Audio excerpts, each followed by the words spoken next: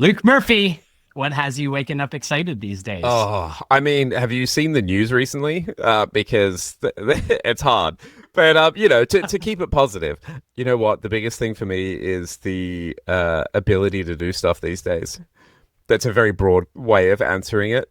The amount that you can just get shit done these days and get stuff started and definitely what's getting me up, and the ability to like just spin up ridiculous projects or start on stupid ideas or, write a song and have stuff help you. That's the stuff that's actually been getting me excited in the morning. It's also stopping me from sleeping every night. So it's a really vicious cycle. One, I love that, and I love that framing. Not the you not sleeping part. You should sleep, Yeah. and we should talk about Yeah. that. I love what feels like here is this potential, and here is this you know you're unblocked in many respects from actualizing your ideas, the ideas that are in your Mm. head, because we have an expanded, I'm reading between the lines here, but it seems like we have an expanded toolkit Yeah. I of, mean, I don't want to make this all about AI, but because also it is one of those things. For my punk card and my socialist card, I have to say that I'm an AI skeptic, which I am, because it is possibly going to destroy us all. But at the same yeah, time, I don't know about you, but I feel like the democratization of anything and making things more accessible is always a good thing. Yes, there's some, privilege that's wrapped up into that, and only certain people have access. But let's park that for a second, which is an extremely privileged thing to say. But it's the same as like back in the day when music. I know we're both massive music fans, and a large part of this is actually for me is music. Like I feel like it's even yeah, unblocking music. But think back to when MySpace became a thing, and all of a sudden we didn't have to schmooze A&R labels, A&R reps when they came to yeah, shows. And, yep. you could actually get your stuff heard. And then, democratization of like the home studio and being able to record stuff at home and like all that. I think all of that is just phenomenal generally. And I do feel like we're at that point at the moment where it's kind of doing that for a lot of things now as well. It's Mhm. just incredibly uncool to say, I feel, in certain circles. And there's a lot there because, as you said, there is a lot of the heart, and that's been so much of the tension and the unresolved tension Yeah. in this moment in time is that you're like, here is stuff that is empowering people, is democratizing things, is making things more accessible that were out of reach before. And there's a lot of really hard and gross stuff as well. And it's very, very difficult for us Unpick it. to Yeah. live like because we have to live in this unresolved Yeah. state.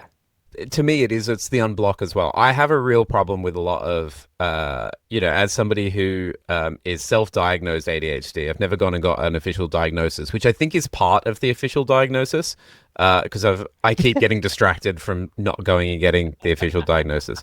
As an undiagnosed ADHD person, like I've got so many ideas constantly going through my head, but the blocker is then usually like, oh, I'll get started on saying and then go, oh, this is taking too long. So I'll park that. The amount of unfinished solo music projects that I've started and left.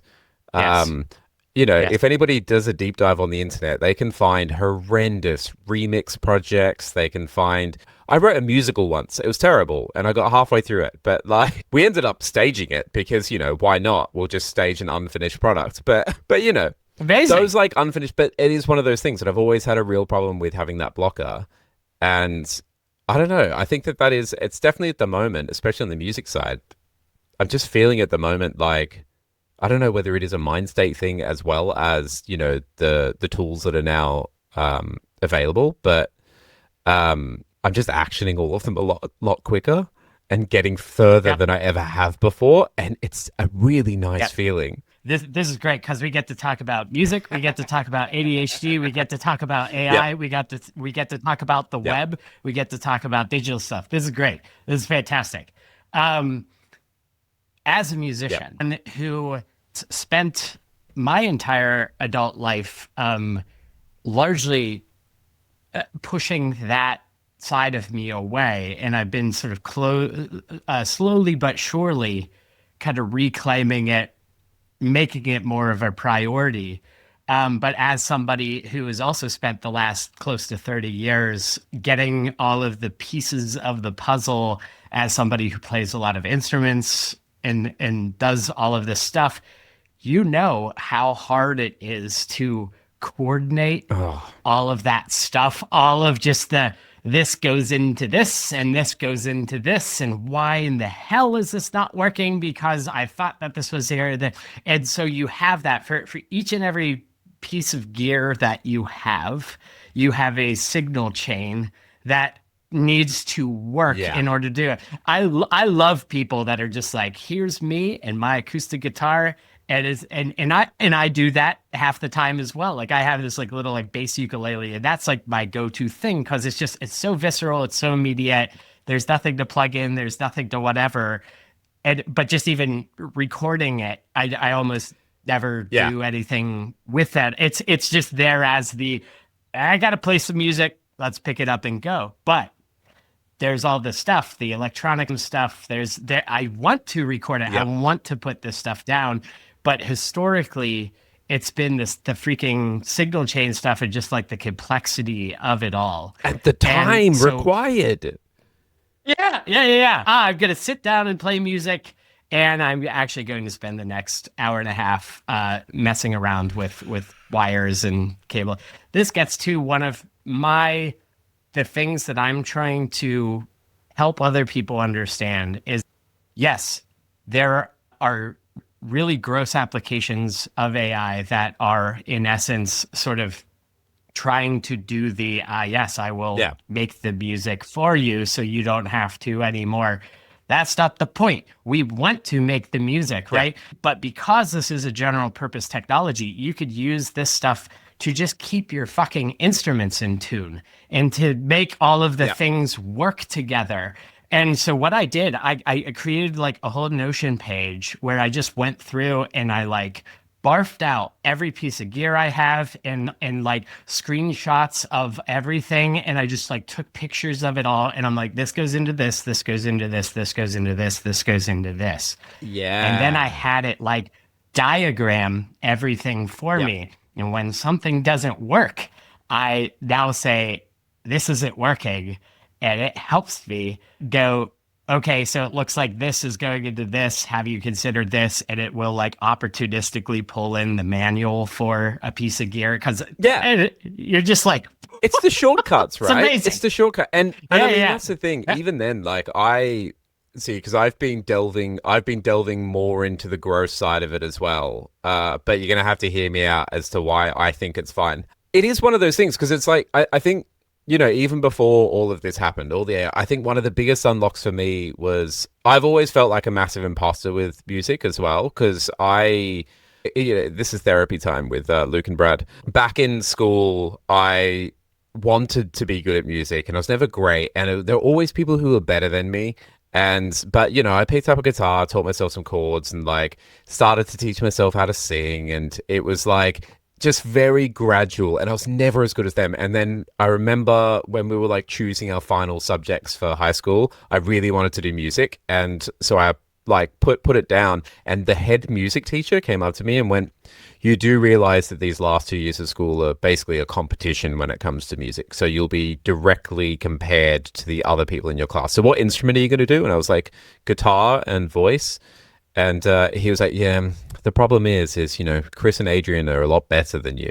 So I just don't think that you're going to do very well. Yeah, right? That's I'm pretty sure that's where my trauma started around music. Yeah.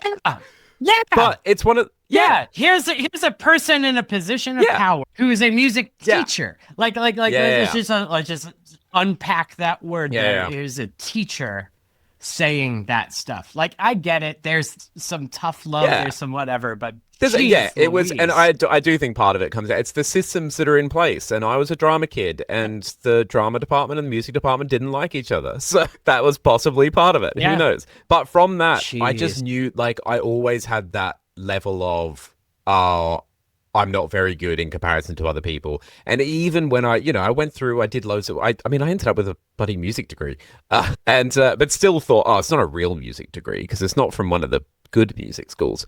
And did music theatre. I ran my own cabaret company for a while. I was in bands back in Australia, and then when I got out here and started in bands. But even that, whenever I'd write music, I'd always be like, oh, it's derivative, because the way that I write music is I listen to other people's songs. I like what they're doing. I figure out how to play it, and then I go, oh, I want to write something similar to that. And the biggest unlock for me was after, it didn't stop me, but like being in a band, starting to write music. And even then, I think, the guitarist in my band would always be like, yeah, but, I can tell that you've written that having listened a lot to these bands recently. And I read a book, Frank Turner's Try This at Home, which is like, he's a folk punk singer, very big folk punk singer in the UK. And he basically, all the book was him going through individual songs and where they came from, how he wrote them, all the rest of it.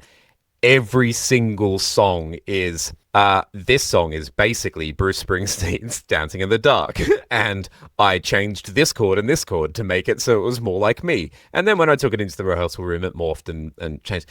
And I remember reading that going, oh, it's not just me then. Like, successful people do this as well. That to me was like the first unlock in like, I can do this stuff. And it's also why, I don't know, there's a little bit of me, why I'm like less timid about testing out some of the slightly grosser AI products is I'm like, yeah, I mean, they are heavily borrowing from established artists and patterns in songs that are happening. It's what every musician does. They just do it manually. So there's a little bit of that. Yep. There's still, I mean, it's not as simple as that. And it is a lot more gray than that. Well, not gray. It's closer to black than that. But so what I've been doing recently is I have been using, have you played with Suno? Yep. I've been using Suno to just basically kickstart ideas and get like demo concepts. And so like one of the things recently, and my band hate this because they're all extremely anti-AI. I figured out a nice chord progression on the guitar, on the acoustic. I played that into it. I said, here's the vibe that I want to go to. Here are the lyrics that I've written. Just give me an outline of a song. Yep. It came back with something, and I'm like, cool, good start. It's the exact same chord strumming pattern I was doing, same chords that I was doing. It was the same because I hummed the melody line over the top. It was the same melody line. It made some slight changes. Some of them I was like, that's a good idea. Some of them I was like, that's terrible. And then split it out into stems, pulled them into Logic, messed about with them. All of a sudden, I had a demo that I could show the band that then we can take it to the rehearsal room, mess about with, and make completely our own. And I was like, this process would have taken me 3 months before, and I did it in an afternoon, and this is phenomenal. Yep. It's been an absolute game changer for me. You're describing these things as materials, as facilitation of the creative process, rather than a wholesale replacement. Right? There is a really important distinction between somebody you plunking in those chords, you then running that through Suno, outputting the results and releasing that as like, here's the song that I made. And it kind of technically is, and there's actually like a lot of stuff just even in that is worth unpacking, but we don't need to, because of what you said comes after. Good start, in here, back at it, touching, crafting, sculpting, and then you're taking it a step further, which is to say, you're then taking that to human beings, individual human beings that have lived their own rich lives and have their own musical ideas and textures and bring things together. And it's that alchemy of the human beings that, like, who wherever a song originated from, if it fell out of the sky, if one of the persons, like people in the group, was the one that came up with the lick and then that got the ball rolling, or if somebody charted out all of the pieces, like exactly, even if somebody was like micromanaging the shit out of that process, and it's like, you play exactly this, the Steely Dan style, it's like, it's just dial it in. But people have no choice with their mark on it because they are their own person, right? So So you're describing the here's something that is kickstarting, that is facilitating getting over the Yeah. finish line, which with ADHD is difficult to get there on your own. But at no point are you just like lazily like kind of using something, releasing it, and just saying like, "Yep, that's that." That's it. And I mean, that's the other thing too. I don't know, the way that I always see this, let's get into politics now. The way that I always see it anyway is that the people who do that lazily, there will be edge cases that are, basically game the system and rort it, and they make loads of money off of that. And we saw that from the first few people who did that well, and there was media about it and all the rest of it. In reality, though, the people who aren't putting the soul into it and aren't putting the time into it and aren't making it their own and are just doing the lazy put it in, release it, it's gonna be crap. And it's my one like libertarian bone in my body that goes, you know what? Let the market decide. Like, it's the same when people go, oh, AI is killing our writing skills. And I'm like, no, it's producing a load of gray, middle of the road, beige content that will be filtered out because the market won't put up with it. Same with the image creation stuff. Same with the video creation stuff. Like, the only way that you can kind of make a lot of this stuff work and have it be a high enough quality output is if you've probably put enough time in it in the first place that you could justify it being a creative creation anyway. And, that is where I'm like, that's where I'm interested in, like, what, all the stuff that Jem Gold's doing. Because, Jem's pushing that technology to its absolute limits and really messing with it and like trying to see what's possible and experimenting and playing with it. She's not who we need to worry about. Yeah. I think you put it's like, yes, here's the grift, here's the shallow, here's the how can I make a buck off of this? Here's like, and there's plenty of that stuff going around, but I think that you're doing a great job, I think, at splitting this apart and helping describe the nuance involved in wielding things as creative materials. But then you're exactly right in saying that it is about time and craft and intention. And when you get to the other end, if you get to the other end, if you're like both you and me, it's like we've got a lot of unfinished stuff that's just kind of hanging out in various stages of undone. The process itself can be massively satisfying, but then that feeling of creating something and putting it out there is also massively satisfying. Yeah, So I think it is also. It's like it's different strokes for different folks as well. Like I think part of it for me, I've been really trying to dive into this internally with myself recently of the understanding what parts of the process I like as well. And I think that it's one of the good things is, so I don't like the messy middle. I'm actually not that much of a fan of the messy middle. I am very much at the beginning, I have all of the enthusiasm and all of the time, and I will talk for days about, ideas and how we could maybe approach this. And like, I'm very much that like kicking it off, love it, shipping it, love it. And the impact that it has, and I mean, for me, especially when it comes to music, like performing it and like getting it out there, and that's the stuff I love. It's one of the things that like I really struggle with the band is I love releasing records, hate recording them. That process of recording is boring as batshit. It is so boring. Luckily, two of the other members of the band, they love it so much, so it's fine. That's what they prefer to do. One of them gets anxiety every time we go on stage. That's fine. And I think that that's one of the things as well, is like, I think it's absolutely fine to have those proclivities as well. Like, there are people who love the craft, and, as a designer, I probably shouldn't be saying that I don't love the craft that much. If I'm being extremely honest in job interviews and they ask me like what my weakness is, I would say my attention to detail is not great, because but the output's going to be amazing. But, and that's fine. Like, I've kind of come to accept that of myself. So anything I can do to like shortcut those boring bits, I think that's great. And it's funny, like when you were talking about the tool chain stuff, it was like realize one of the things I don't mind recording my own stuff occasionally. Like I don't mind getting into Logic and playing around. I did audio production as part of my degree, so it's like I understand that stuff. Getting the right settings, like the right plugins and the right settings in the plugins to get good vocal recordings. Oh my god, like it's awful.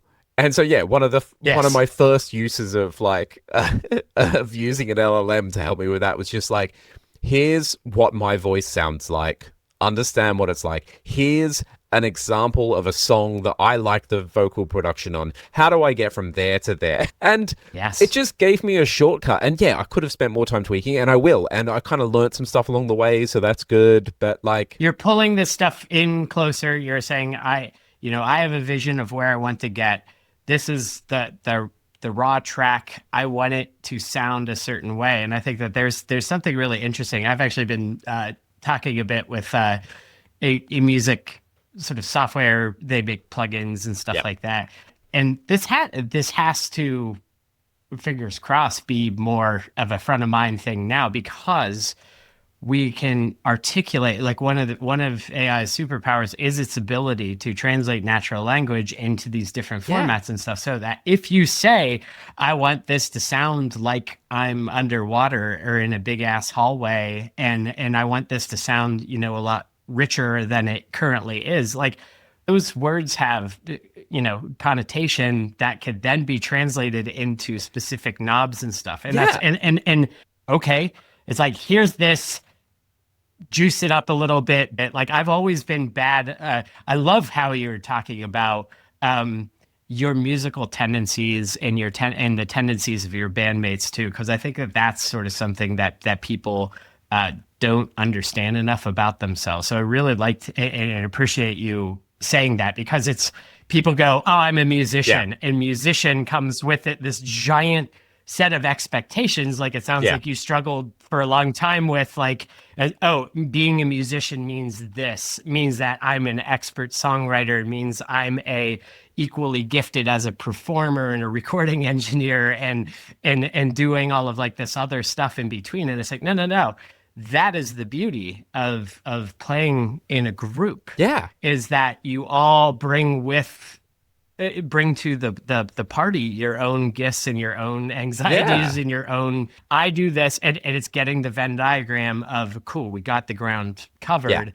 That's holy shit. Okay, we figured it out. I think we've actually solved it all, so that's good. We have an idea of what a musician is, and it's a very or in the collective imagination of people, a musician is somebody who does this. And that's kind of usually as far as it goes. Meanwhile, within that, you're like, well, I am in certain respects like a front person, but not in like I'm going to be like, I don't think you could ever not be a front person, Brad. Like, I think any situation you're in, you're like not only the talent, but also the personality hire. It's But there's something to it though. Like, as like a musician, it's like there's even that. It's like, okay, front person. When we think of that, it's the spotlight's on me, and it's like, nah, I'm there if I can help get people in the room and paying attention. But I'm really there to just try to like put everybody out there a little bit. And so it's very, very interesting. It's very interesting because like we tend to flatten things. AI good, AI bad. Musician, like there's so much nuance in here. I think and that's why I love drilling into it. I think there's nuance, but I think that's the thing, is that in all of these conversations there's nuance. In all of these situations there's nuance. Because it's like, if we stay on the music, so if you distill any role in a band or any role as a musician down, it's like, even then, I mean, now we're going to get into queer theory. But it is, that concept of, it is almost binary thinking of like, well, this is what a drummer is and this is what a drummer isn't. And it's like, the best drummers are, there's a band that I fell in love with years ago called the Spook School, who are they're now sadly at RIP because they went to the moon and never came back. They were one. I remember the first time I saw them, I just thought it was just such an interesting dynamic because they had three people at the front. They had two guitarists and a bassist who just clearly did not like talking. They didn't like talking to people. They loved singing and they loved like writing the songs and they loved standing at the front. But their drummer, and it's weird, they all met as comedians as well, which kind of doesn't track. I didn't understand it. But the drummer was the glue of the band in so many ways. Obviously, you know, doing the role that a drummer should do of keeping the you know, the bed there and keeping things going along and providing that space for these three amazing people to shine. But then was also, I would say, kind of the front person of the interaction between the audience and the band. So, you know, would handle all of the between song banter, would be the person that if you were, you know, putting them on as they'd be the person that you interface with. And like, it was such an unheard of thing in every other band I knew. The drummer was always the usually the guy at the back who kind of didn't want to talk to anyone. And I was like, this makes this band special, and also made me go, oh yeah, actually no, not all drummers are like that. Like, that's totally fine. And yeah, it is, but I do feel like that's the case with, you know, absolutely everything. And it is, I mean, it's the case with everything, and it is the whole queer theory aspect of it is you don't fit in one box, you fit in multiple boxes, right? Everybody is a multifaceted personality and has lots of different facets that make up their identity, and therefore, why do we try and put people into labeled boxes? And yeah, I do feel like it's the same with AI. I do feel like there's not much nuance at the moment with talk about AI. There are problems with AI. Many problems. And so again, going back to the music side of things, the scene that I'm in, it's very like AI. It's very DIY punk, indie. You know, it's the socialist leftist punks, queer punks, which I love, and I have alignment on almost everything with them. However, does it feel like some people are just sticking their heads in the sand and hoping it goes away? But here's the thing. So I think that let's unpack this though, because I think that on one hand you're like, come on, everybody, like you kind of understand. Let me put you on the spot and guess what it is that they feel uncomfortable about that is preventing them from getting to a place where they are like kind of going, oh, okay, yeah, it's like it's useful for some things, but not for others. So it's like, because I have a feeling that you could understand and appreciate, especially as you're describing, you're painting this picture of punk and and queer and all of that stuff and social, like.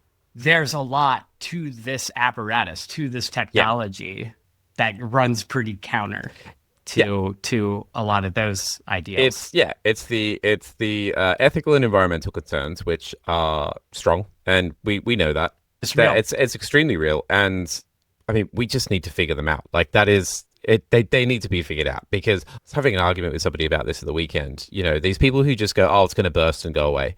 Bubble's going to burst and go away. And I'm like, it's just not, though. Like, I can't see a world where that is going to happen at the moment. I do feel like a bubble may burst and it will contract, but in the same way that, you know, I mean, the .com bubble burst. Do we still have the internet? Yes. Has it completely changed the way that we operate as society and, you know, for the better and for the worse? Yes. I do feel like the exact same thing's going to happen with AI. So I do think, like, the environmental stuff we need to figure out. Like, that's 100%. Yep. And so, yeah, people should keep talking about that. The ethical concerns, especially when it comes to, you know, the biases that are in there, the intellectual property, all of that stuff. Yes, and in that it kind of goes back to what I was saying before. I was like, this is how societies have worked forever, in that everybody steals other people's shit, and that is the reality of it. Yes, there needs to be protections in there. Are they the level of protect? Because I think that's the thing. If you dive into a lot of the intellectual property rights, they're usually the intellectual property concerns. They are also tied into extremely outdated models of how intellectual property works that actually supports the systems that are there anyway, especially when we talk about things like music, books, entertainment generally, art as well. Although art, I think is that's a tougher one. So I'm just going to leave that over. I'm going to leave that over there. But I do think that there are like the things that have been suggested to get around those problems aren't solutions. They're not tenable. We can't just pay everybody for their art, because actually what's going to happen is it's only the top 0.5%, 0.1% that are actually going to get paid. So yeah, but I do think that stuff also needs to be worked on as well, but not as much. And then there is also the fact that it's run by a bunch of people who seem to want to end the world. So there is also the enshittification part of it, right? Yep. And so I do also understand that. So that's, when people go, people who, it's like anybody who uses AI is a loser. Mm-hmm. And I'm like, yeah, I kind of understand that as well. But I still bring up the heads in the sand concept where it's like, we shouldn't stop shouting about these things, but we also shouldn't potentially find areas where it could also be useful and help, like genuinely help people as well. And so, but it's incredibly nuanced. And so I don't have the answers. That's I think the thing is, like, you're able to be enthusiastic about the aspects of this that are genuinely helping you in your life, in your creative life, in your work life, and all of that. And there are a lot of benefits that can unlock, right? I think that there is a big difference in between something like this, where we're setting aside. I always invoke and then there's the curing cancer part, which is here are these things that when we look at things, and then there's limitations to our technologies and our human eyeballs that to detect certain things at certain levels of granularity, very difficult to do. And so having technologies that are able to come in and just like rip through stuff and detect patterns, and then ultimately go, okay, this leads to this, all these things together, and be able to get closer to, these things are causal. And anyways, so there's that, right? So like that's it, but that's not to diminish that the hard parts that you just articulated. So it's again, it is this very difficult place to be as human beings who crave resolution and crave one answer specifically. That we're like, it is this or it's that, and that it allows us to reach the state of equilibrium that allows us to be comfortable, right? And so it's a really hard thing to cultivate, but I think is incredibly necessary to cultivate that being comfortable living in this uncomfortable, unresolved state where a lot of things can be true at the same time. Yeah. The way that I just need this printed on my forehead, or I don't know, probably a t-shirt. I do feel like we can just extend there is no ethical consumption under capitalism to just there is no ethical living under capital. Like it's and it's like it's massively that maybe boils it down too much, but it is that thing. It's like no matter what, in the world that we live in, the way that the systems are currently set up, and a lot of it does come back to systems. The way that the systems are set up, you're going to be a hypocrite somewhere in what you're doing, and it is your choice as to where you're a hypocrite. And I respect other people's choice. So I do respect. There are folks, just to call somebody out because I know they can handle it. But like Andy Bell, perfect example of somebody who is just the most anti-AI person I've ever met, and is like, AI will never touch my code, and all the rest. I respect Andy for that. I respect that Andy can do that. I respect that Andy has the talent and has the fortitude and everything else to be able to do that. But that is, I also think that that's a choice that Andy's made, and it shouldn't be seen as the right choice. I feel like that. I mean, this is again just the state of the world at the moment. You know, everything breeds division, but it just does feel like people are just constantly and consistently picking sides on everything. And I'm like, no, I just want to stand in the middle on some things, if that's okay. Yep. I think you're picking at something that's important, because I know and love Andy as well, and I really value hearing those perspectives, and I really value, the person that always comes to mind for me is Jeremy Keith. Yeah. It's like Jeremy is another incomplete hero of mine, and I will talk to him here eventually as well. This is what's healthy about taking those stands and putting those things out there, done in the right way, because Andy's a great person and he's able to say that, and I'm able to understand it as that personal choice, which I think you said really well right there. And then that helps hold up a mirror to my own thoughts, Exactly, and perspectives on things, and that is the beauty of a pluralistic, diverse society, that we're able to sort of hold things up and say, here's my opinion, and not cross the line into, and that means that yours is wrong. Right? Yes. And you could extend this to politics, Yes. to religion, to any third rail issue that exists on the planet, to share and articulate, here's why I hold these values. Here's why this is important. Here's this stuff that is wrong, and I'm making the decision to not go near it because of those things. And then you're able to sort of say, let me think about that. Yeah.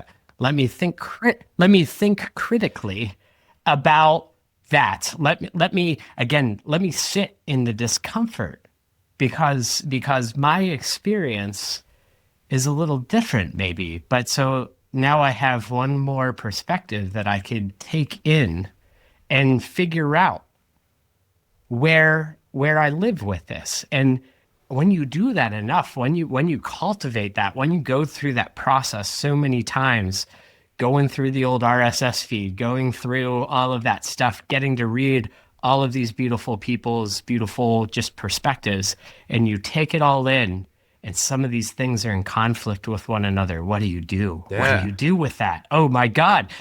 Well, we do the internal work to go, okay, here's a bunch of people that I really love and respect that are saying conflicting things.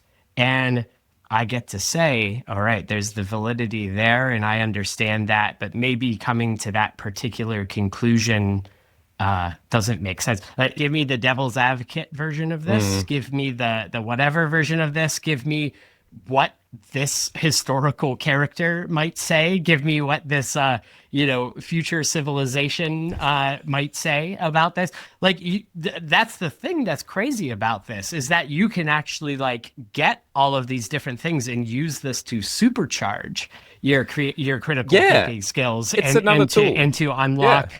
And it kind of goes, it goes back to what we were saying. It's around, I mean, everything comes back to systems. When I was saying before around, I want to offload the things that I just don't have time to do or don't care that much about. And, the reality is that, when somebody is saying, output me this 20-page term paper, it's probably because they don't want to write that 20-page term paper. That's a slippery slope, right? It will cause the actual thing, because there are things in life that, not everything can be sunshine and rainbows, and you sort of can't enjoy everything you do. But it's why I'm also, to get into really deep territory, why I am worried for the future around this topic and this area, because I don't think that the education system is ready to handle the fact that it's actually teaching young people how important critical thinking is, because it is usually one of those things that some people realize that it's important in their mid-20s. And unfortunately, not enough people. But, at the same time, a large part of that is because of the crap that we've had to do throughout our life to get us to a point where we go, oh, actually, that stuff that I hated doing is quite helpful. It is. It's just a lot of it requires a lot of systemic addressing the systems to Yes. fix Yeah. the issues that we're seeing, and sort of not just focusing on the symptoms of the problem as opposed to the actual Yep. problem itself. Yep. Because Yep. yeah, I mean, Yep. I do that as well. I sit there and, especially for things where like topics or ideas where I wouldn't make the time to dive into them. 3 years ago, I might have been, walking down the road and had read a news article this morning and went, oh, I wonder if there's any correlation between this and this. And then I go, I should research that at some point. And that is as far as that will ever go. And then, like this morning, Yeah. we've just been going through some elections that are pretty catastrophic in the UK, where basically everybody's revoted their council elections, revoted for their council members, and that is kind of because it's halfway through the term. It's going to be a bit of a flag for what might happen in a couple of years in the general election. And let's just say that those elections that happened yesterday did not go well, in my mind. But it was one of those ones where I was like, well, I'm reading this, and of course, now I'm going to sound like a conspiracy theorist. When you read the media, you're reading one person's perspective on these things, and it's quite often they're trying to guide you to think in a particular way. Definitely. And I was curious. I was like, actually, how much impact do the council elections have on the general elections, that especially if it happens midterm? Do we have historical precedent for this? Like, what is going to happen? And so I just fed that into Claude, and it was just as I was setting up in the morning, and I just fed it into Claude and sort of let it run and asked it a couple of questions when I was like between tasks, and got a much better picture than I ever would have got, that kind of gave me a lot of the facts. I probably need to go and check some of those facts to make sure that they're right, but it is one of those ones where I'm like, oh, okay, it quieted some of my anxieties, and also I felt taught me some things around the UK political system that I didn't quite know about in historical elections and whatnot. And it was just one of those ones where I'm like, Jesus, this has made me do better critical thinking than Yeah. if it Yeah. wasn't there. Yeah. And yeah, I'm kind of loving that. But again, But I think that you're getting at something that is important, which is to say some of this stuff, well, a lot of things, especially bigger yeah, systemic things, complex systems, complex ideas, things that are outside of our immediate lived experience can feel really daunting and can feel really overwhelming and distant and all of that. That to kind of go near it, let alone even solve anything, feels like it's just like no way that's going to happen. So I guess I'll be over here and just kind of eating some cereal, I suppose. And kind of the core nugget of this stuff that runs counter to what we were saying earlier, which is just like the people responsible for unleashing a lot of this technology on the world, their value systems are not great. They're not yeah, great. yeah, But the technology itself, if we decouple that, again, one of these things that we hold these things both to be true. If people are lousy, this technology can also, but it could also be really yeah, good. So the exercise, the mission, as it were, is how do we use this technology and point it at good yeah, things using the right value system? How do we point this at solving a lot of the core issues, including pointing it back at itself, which is how do you solve these environmental yeah, issues, and how can this technology be used to facilitate that? But more broadly, how can these things, as I was just treating of this as mortar, that I'm able to sort of take my perspective and my lived experience, and you yeah. have your lived experience, and then we're able to better understand one another. What might that look like to Crazy create concept. a more just and equitable world? And that is the mission, and that is the stuff that doesn't get a lot of sunlight because of this false binary thinking. Yeah, It is the I'm not going to entertain that this actually might be useful for solving some of these hard issues, and I'm not going to entertain the ideas that this stuff might be used and pointed at things that can be done to promote human flourishing rather than just the end of the world. There's the concept of like stages of grief, right? And this concept that was created not as a universal grief blanket, it was created through the specific lens to help kind of terminally ill people kind of process this, and that's where this originated from. So put a big asterisk by it all because it ended up escaping Yeah. that context and ends up being used. And my wife, who worked in a hospice setting as a therapist, is like, it's like really, really dangerous because so many people get fixated on I'm in this stage of grief, and they kind of identify Yeah. that way and get stuck there, labels, words, hard stuff like that. But all of that as the big asterisk, the big wind up, there is validity to these stages, which are like, here's denial, which is, this is a, before I get into the specifics, we don't often understand grief, not just death. We grieve a feeling, we grieve a place, we grieve all sorts of non just, yes, this person died and now I'm sad and now I'm going through this grief process. And we, as a society, have been just bombarded by all sorts of hard, right? Take COVID, take all of this Yeah. stuff, right? There's these losses of normalcy, losses of stability. There's all sorts of very real stuff to grieve. And then here comes this new technology that especially for us doing the work that we're doing, and being, here's a viable, what feels like a stable industry, something that's been, respected, sort of, people are well paid and you can earn a living and have a family and all that good stuff, right? And here comes this like super big disruptive thing. So that's the wind up, where viewed through the lens of these stages of grief, we can look at the development of AI and how it's being processed. And a lot of the people that you're saying, you're just kind of like that the head, the sand people are that this is the denial stage, which is just like that. This is, look at here's the seven, and like this is so shit, and therefore I'm going to just push it away and pretend that this isn't a thing. Then you get into the anger phase, which you rightly pointing at the shitty people who are out there trying to just step on the accelerator despite their very real risks and all of the environmental concerns and stuff. And there's a lot to be angry about all of that. And then you get into the stage, which is, all right, well, maybe I'll use it for like this thing, but not for this other thing. I'm never going to let it touch my actual code or whatever and stuff like that.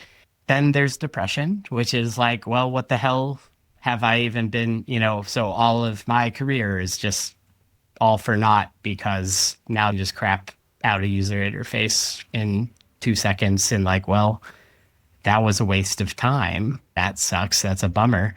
But then eventually to a point of acceptance. And acceptance is a very, very difficult thing to unpack and process because acceptance does not mean you're not angry. Yeah. Acceptance is not the same as this. It's actually kind of far from it. It's a very sort of like clear-eyed thing because when we lose someone in our lives, it's really, really hard. And the acceptance part is a recognition that thing is lost. The loss is always there, which is why this isn't just a linear process, which is why it's like you weave in and out every single day. Like the aspects of each one of these stages can hit you depending on the day. But as time goes on, you learn, you say, yep, like that person is gone, or that idea is gone, or this time or this moment or this feeling is gone. But I now accept that. But part to it, which is a commitment. So there's the acceptance and then there's the commitment part. And what I've been unpacking is that I went through that process a little bit earlier than what a lot of people are going through now. And it just happened to be that I was in a place where I was sort of subjected to this at like, as this was kind of emerging, so that looking back on those times, I went through all of that. And so I'm now in this place where at face value, it might look like I'm some just like, kind of techno optimist, like, oh yeah, like all of this is fine. Like I'm all in on this. It's like, nope.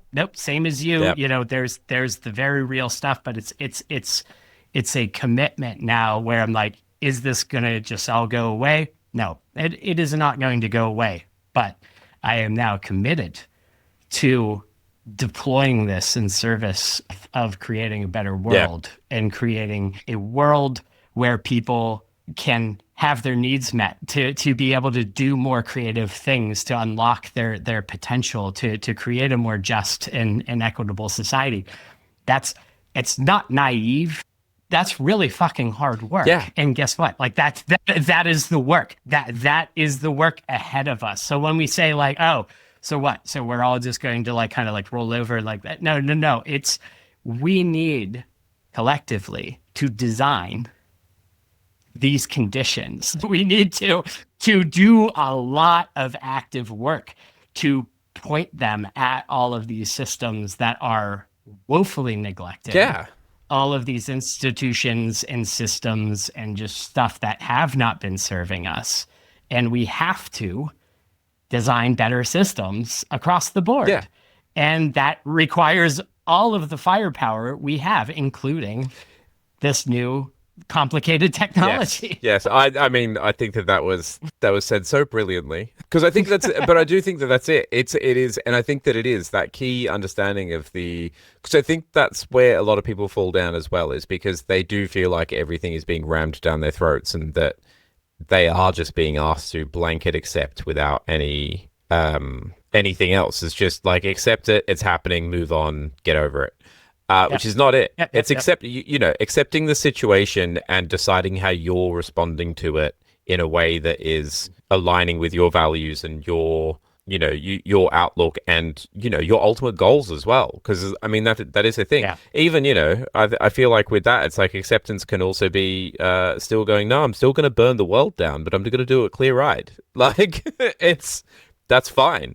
We still wheel out the guillotines. I think you're 100% right though, because I was very much in a similar boat. I think I was probably just slightly behind you, but I was in companies in 2018, 2019 who were doing, or potentially earlier, doing a lot with like the first iterations of GPT and being like, wow, this stuff is terrifying. It's bad at the moment, but I can see the potential for it. And I've never really thought about it in that context of, oh, maybe I just went through those phases when it wasn't in a mass hysteria moment. Right. So everyone has their own personal experience. Everyone first contact with stuff like COVID was very strange in that like hit the world. At, like exactly like it, that literally traveled around the world, and like everyone went through trauma at the exact same time. Obviously not the exact same way, but the physics of that phenomenon was it hit the world kind of like evenly, even though obviously each person's occupying their own space and their own culture or whatever. But like that we was had a like big uniform shared traumatic experience. Yes. that we still to this day have not collectively unpacked or acknowledged in any meaningful way, because everything still sucks and the people that are supposed to be the leaders of the world are too busy being just utter and complete shitheads. So, right? How might we fill those voids, right? So this is the thing, is like the commitment part to it, and the kind of getting through to that place is something that I'm very interested in. But viewed through this lens, I'm able to kind of view people's perspectives on how they feel about this stuff, kind of like viewed in a way of, it's like, yes, okay, here's this, it's all still unfolding, and that's why it's worth having these kinds of like conversations, because it's not, oh, now I understand, I immediately get Yeah, to this acceptance and commitment part. It's more like a this is a like grief is a process.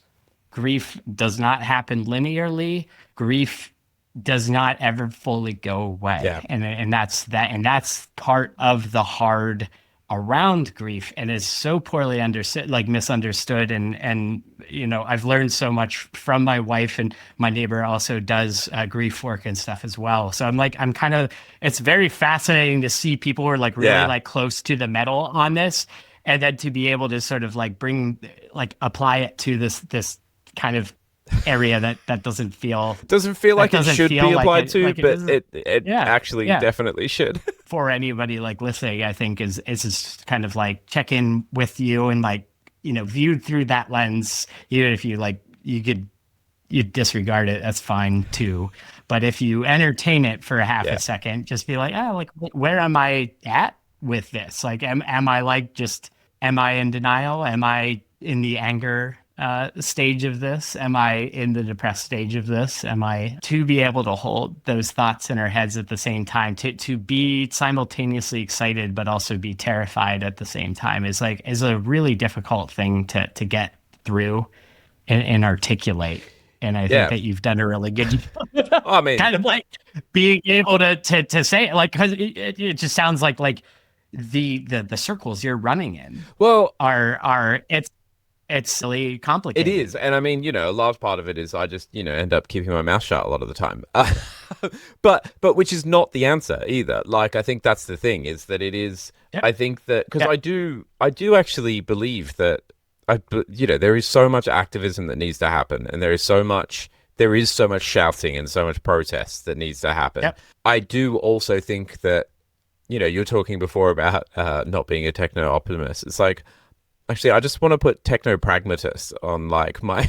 Like, I do feel like that there is something to be said for pragmatism to a degree. Like, Hmm. pragmatism is an excuse to not care about things is bad, but I do think that understanding, how systems work, and understanding that things aren't going to change today or tomorrow, no matter what you do.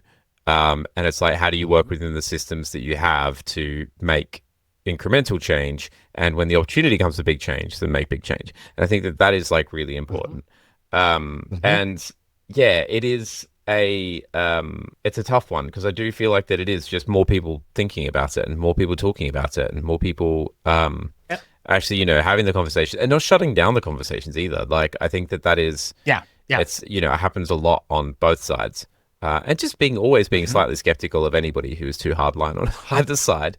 And being Yeah. introspective, like you said, like understanding where you are with this and what your thoughts actually are, and Yeah. how you can get to a point where you're Yeah. making a commitment. That's really well said. And again, it's like, by all means, like have those strong Yeah, convictions and those strong things, and be able to articulate them. And that's where I think, kind of coming back to people like Andy and Jeremy, these are people that we know to be just really, really beautiful human beings who are able to sort of like put yeah, out a perspective, like strong opinions, strongly held, but then also able to understand, and to yeah, have that sort of respect. And I think that's the conditions by which, good conversation, like we unfortunately, at least in part to how the internet has unfolded, the polarization and more of the conversations being shut down, and more of the conversations not being able to,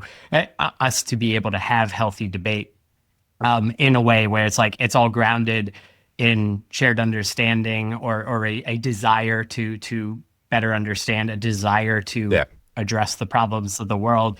Instead, it's just, go to their different camps and information bubbles, and hang out there because it's comfortable. And so, once again, how might we design the conditions by which more healthy conversation and yeah, debate and stuff is able to happen, that then translates into good action that has been put through this friction machine that ultimately allows us to get to a place that guess what, we're able to have actions that are considered or considerate of an entire spectrum of perspectives rather than just my team won like in the Yeah. elections and therefore we're going to steamroll everything. It is as well. Like, I think it's, that change does happen. That change happens slowly and incrementally. And I don't know, there's something I'm trying to unpick it in my mind as to, I feel at the moment like we actually need to learn from the Luddites in that, you ask anybody in the street about the Luddite movement and what it was about. They were like, oh, they hated technology and they were trying to smash machines. And it's like, no, they cared about workers' rights. Like it was literally a labor movement. It kind of does. There's something about that. I mean, large parts of that is probably spin as well. It's post spin and post recontextualization of the situation. But part of it as well, that message can get lost so easily, and especially when it is like a extremely like polarizing way of doing it, there is a potential risk that it's like the modern day Luddites who actually, it's the same things. They're actually shouting about the same things. They're caring about the same things. Might in the future get, branded in the same way that it's like, oh, they were just techno hating anti-progression conservatives. And that is how they're being painted by it is already how they're being painted right now. Yeah. It's like, oh yeah, you all just don't get it. And this stuff can cure cancer, so you don't want to cure cancer. It's like, no. We're just saying you're a shithead who's just trying to scale things and not consider its very real effects on society because you are incentivized to try to make another couple billion. Yeah, exactly. Right? So that's that is the dynamics that needs to be dismantled because we have to be like, yes, what's going on here and what this technology can do. It like there's a lot here, but it's like you're not the right person to you're not the right people to be shepherding this stuff through. So yeah, I think that you're right. Like who knew that putting like 20-year-old straight white men in charge would result in bad moral and ethical decisions. Anyway, that's another one to unpack. Dan's been doing some great stuff, and I've been chatting with him, and he's kind of put together some stuff that's like some really good, as we like look into the development of software. Went to like the Into Design Systems conference, and like every single talk was just like, like here's these workflows, these multi-agentic workflows, and it's like, and it's genuinely like impressive stuff, and it's very easy to see how, like this is where things are going. This is what our course is like talking about, where it's like, okay, we do this, it gets passed off, we do these things, and we have these, all of these things that are there to inject quality at every step of the way, check quality, making sure that what comes out the other end is sound in what we're intending on creating, even as we're using these non-deterministic systems to make them. So that's this thing. Here's a big Rube Goldberg machine, a big agentic Rube Goldberg machine, where out the other end comes some stuff. Now, this is what's very interesting, because one of the biggest things about this new paradigm is that historically it's been people like us, the people who can write the code and design the things, that have held a monopoly on how the software gets built, right? One of the interesting qualities about this technology is that it is natural language, and natural language comes in the form of speech and text. And well, guess what human beings do?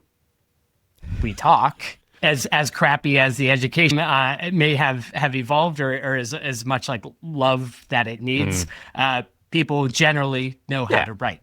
Now, so what this means is that the people who have been boxed out of the design and software creation process now have a voice and can be plugged into in meaningful ways this Rube Goldberg machine, right? Because ultimately we're actually just sort of describing what our intent is, and we're able to sort of like put that in there. So what we have is the opportunity as everyone's creating this whole Rube Goldberg machine to basically answer the question, like, is it good? Well, we could put is it good at the deepest levels into the stew, into the mix, right? Into the big cauldron of how software gets made. And that's what Dan's been doing. Like, here's these things like around harm reduction, around accessibility, around, not being biased, around sort of, being good stewards, because all of this stuff is increasingly automated. So it's like pretty fucking important to bake that into the process so that we're not ending up with a bunch more bias, a bunch more sort of just shit, right? So what does that actually look like? Well, it turns out that there's been organizations who've been doing a bunch of important work for a very, very, very long time, like the UN, on things like, here are these global initiatives to end poverty, to address climate change, to do all of these things. And so it becomes, how do we literally inject that thinking that here we have thought for decades upon decades upon decades about what a better world looks like. And we have been outside of this sort of the technosphere because like that's reserved for the Silicon Valley types who like know how to write like the code and that are ultimately influencing things. So they're relegated to, if you're lucky in the EU, yelling at and slapping the wrists from afar, these companies and stuff. What does it look like to actually weave them in? If you want to talk about rose-tinted glasses, like, I mean, but there's a real possibility that could actually happen. It's just who's making those connections. That's, which of the tech companies are actually going to listen to that, because it's really interesting. Because like we've been doing similar work at not similar work, but the same concept work at Zero Height. Like we've been looking at like, okay, well, how can we actually bake in, when people are using an MCP server and like doing, like we were talking about it today. It's like, well, but you can't ensure good output no matter what. Like you just can't ensure good output. And it's like, surely there are ways that we can bake in base level rules around things like accessibility and things like, to be honest, like, I mean, I was positing concepts around, harm reduction in product development and diverse and equitable language and things like that. Which, is definitely pushing an agenda, but it's the right agenda, so everyone else can shut up. But, like, I do feel like this stuff is good, but I do feel like it's the block is until it's baked in at the infrastructure level, you're relying on the end. It's like Shell telling us that we all need to recycle, or BP telling us that we all need to recycle, right, to save the planet. That's right. And I feel I do have a worry that is exactly where the conversation's going to go, in terms of like, there's real opportunity here that we can do this. So you should do this as a user of these platforms. Yeah. But that's paradigm shifting, right? If people are already using these tools to do things, and baked into it is a level of harm reduction and inclusivity and equitability, we might have a brave new world, and not in the dystopian sense. Yes. And I think I'll put something else on the table here, because I think that what's very fascinating, and it's very fascinating to hear Dan talk about it, because he's been very like close to the technology, I feel like at a deeper level that I understand, which is very, very interesting. But I think that one of the other things that I'm learning about this as a material is that it's not necessarily, you don't need to have consensus. You don't need to have consensus anymore. This is what's fascinating. If you get to something like the golden rule, right, as maybe like the bedrock of a lot of this stuff, right, which is pretty much, if you had to like boil it all down and look at many different philosophies, world, so on and so forth, like there's all some semblance of that. Yeah. That's a good one to kind of just put down into that one's good. That's closer to a 1 in the temperature department, right? Yeah. It's like, yeah, if you're like, I don't really care about humans at all or the continued existence of the planet, like, no, that doesn't make its way in that. That's counter. But then you get into things like, okay, well, let's unpack things like gender, something like gender equality or something like that. Now, here's where some splintering might appear, right? Because some cultures or some religions or some philosophies like think different ways about this stuff, but whatever. But it doesn't need to be resolved. Yeah. It instead just needs to be surfaced and Yeah. considered and introduced into this thing where it's like, here's this general concept, which people largely think is a good idea. And we, in order to strive towards these goals, which I think like the 17 goals of the United Nations, the sustainability or sustainable development goals, which is like no poverty, no hunger, good health and well-being, quality education, gender equality, clean water and sanitation, affordable and clean energy, decent work and economic growth, industry, innovation and infrastructure, reduced inequalities, sustainable cities and communities, responsible consumption and production, climate action, life below water, life on land, peace, justice, and strong institutions, and partnerships for the further development of those goals. Now, that feels like a pretty good place to kind of go, all right, those feel pretty good. And again, there's been a lot of work to arrive at that mission. And you ask any person on the street, are those Are things those kind of good? worth pursuing?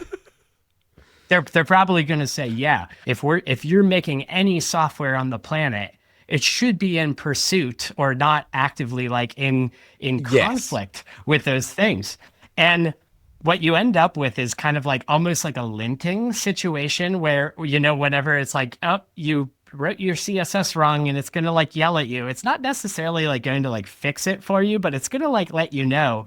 It means that like if you're just pumping in some into this Rube Goldberg machine and it's like, hey, this is not this in the spirit might of end a your better country. world. Yeah. Everyone's just kind of like, I don't know, like I'm head down on this stuff. Like I don't have time to think about these like bigger issues. Well, guess what? Now this stuff just like is part of the fabric of software development and stuff. So it's a really like interesting thing. So it's like we get the spirit, like so long as we're able to be like, we're all in pursuit of a better world. We have different tactics or ideas around like what that actually looks like.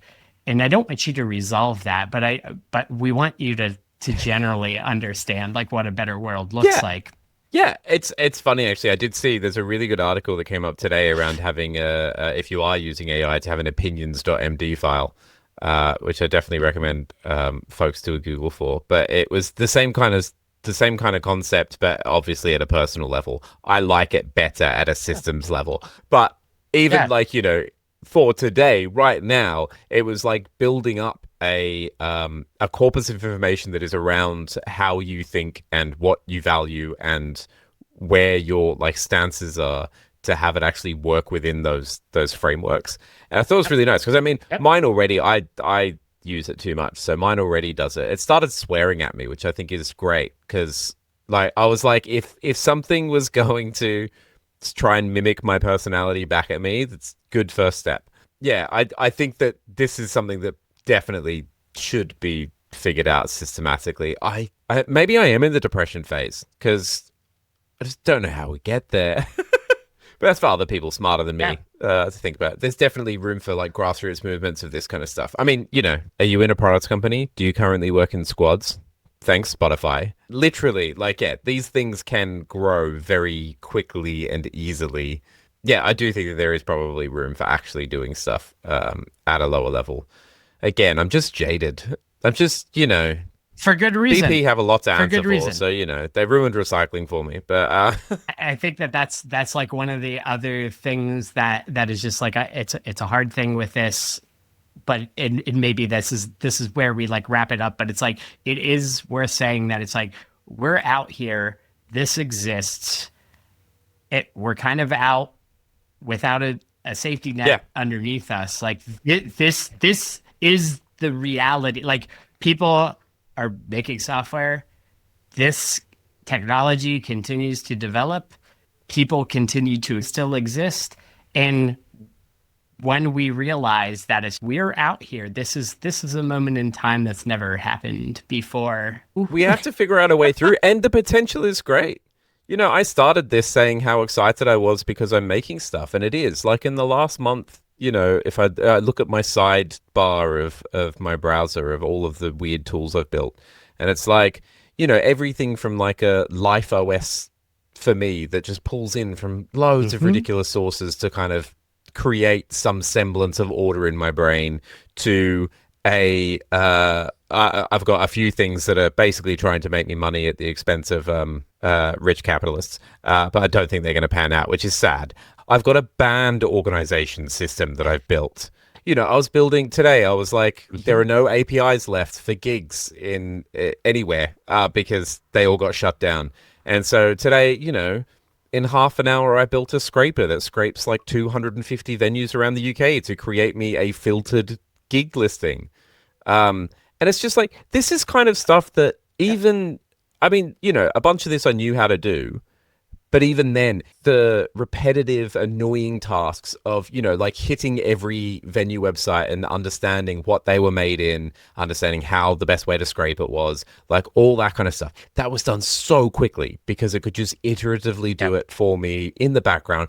Whilst I was, I don't know, I was probably writing a slide deck for something. Who knows? I was doing something else that, will probably get me paid. Yeah, like I'm worried about this and I have a lot of concerns about it. But at the same time, like there is opportunity. And I think that is something to be hopeful for.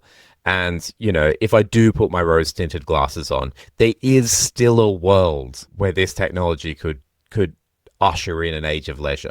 Because it does put us all out of work and they have to pay us a universal basic income. So just keep that in your mind as there's a potential word out there that we could literally just play the guitar all day and not have to do anything else because the robots are doing it all for us and they're doing it well. I'm just saying it's a potential. You're in good company in saying it. It's not totally and completely naive, but I think at the very least you're saying maybe there's a world where more people are going to see live music because it's easier to find out where the gigs are. Exactly. And that's a more beautiful world, right? That's a more human world. There's more families that, one of the next projects that I'm going to pick up is a Life OS for the whole house so that we understand where everybody's at and what they're doing and what's going on. And that makes for a more cohesive experience for everybody because everybody's on the same page and reduces conflict. I've known people who have built some amazing grassroots activism stuff around just pulling together audiences together and pulling together ways to create things to go out and protest. There are ways to actually use this against itself. There are so many ways that you can use this to make things incrementally better in a multitude of ways. Even if it is also just making stupid songs about Australian prime ministers who went missing in the sea one day. So, well, speaking of stupid songs, the last question I have for you before we wrap up is what music do you want more people to listen to? We've been talking about music this whole conversation in and out, but I know that this is a tough one. Yeah, how do you make me pick one, Brad? It's real tough. I will actually, I'll recommend one probably mostly because they're top of mind, but they deserve to be the biggest band in the world. There is a band called Future Teens. They literally released an album today, which is their third album, but they are one of my favorite finds of the last couple years. They're like an indie, emo, punk-ish, little bit of country in there, just that really nice mix of everything. Queer band as well, and talk a lot about that experience. And they're just one of those bands that I feel like everybody needs to listen to because they're just cathartic brilliance. From Boston as well, so cool place. Fantastic. The very last thing is where can people go to find out about you and follow along with what you're up to? Yeah, sure. I chose a very stupid handle back in university for myself online, which is Lurkmoofy, if you can figure out how to spell it. But it's LURKMOOPHY, and it is generally the way that you can find me everywhere. These days, mostly on Blue Sky and Instagram. And you can also check out the website, lurkmovie.com, for all of my ridiculous side projects. Well, thanks so much, Luke. This was a real pleasure. We're recording this on a Friday, so I'm going into the weekend. We'll be thinking about all sorts of Oh, it this. was a fantastic chat. I loved it. It's great. Yeah, yeah. Thanks so much. Thank you. All right. Yeah, thank you, everybody.